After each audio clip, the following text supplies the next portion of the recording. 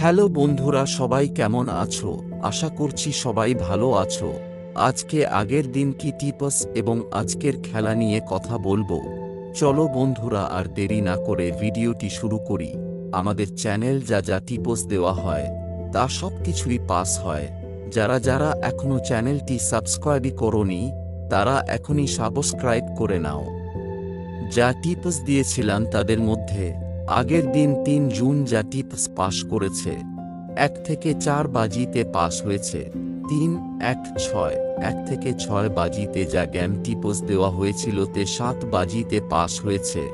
নম্বর ৫, ১ থেকে ৮ বাজিতে পাস হয়েছে ৪ এবং ৭ সিপিতে পাস হয়েছে ২, ৪ ও ৮।